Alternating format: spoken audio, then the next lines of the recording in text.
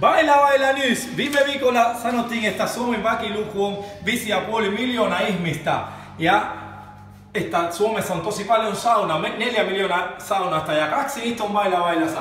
Esitettiin miesten sauna ja kaikki kysyttiin, milloin me esitetään naisten sauna. Eli se on tänään. Eli tässä se on, mennäänkö sisään katsomaan naisten sauna.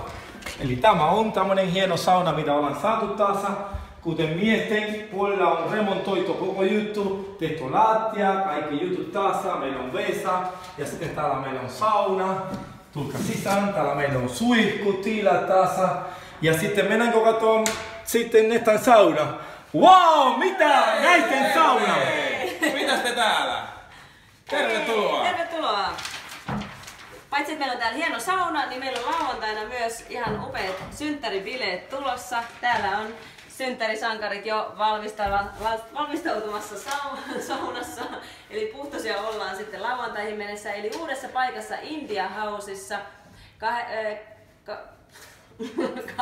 päivä lauantaina ja 9 eteenpäin. Tervetuloa kaikki! No niin, ja mikäli ette pääse sitten meidän synttäribileisiin, tervetuloa sinne Alokuvanu-festareihin. Ne on siellä Tukholmassa ja lähde sitten Miguelin, Jäserin ja minun kanssa sinne bilettämään. Eli tervetuloa kaikille saunomaan ja bilettämään. Ja sitten vielä, ehditteko vielä tähän näin kuin matka 29. joulukuuta.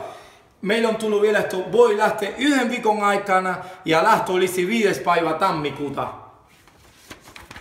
Katsotaan vielä minkälainen tämä sauna ja katsotaan tässä löytyy Mikko! Tietysti tarvii muistuttaa myös, että meillä on uusia tunteja alkamassa.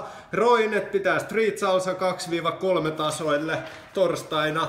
Ja sitten Bailassa alkaa myös joogatunnit, eli kaikki mukaan. Katsokaa uudet kalenterit netistä tai hakekaa täältä Bailasta. Ei muuta kuin venymään.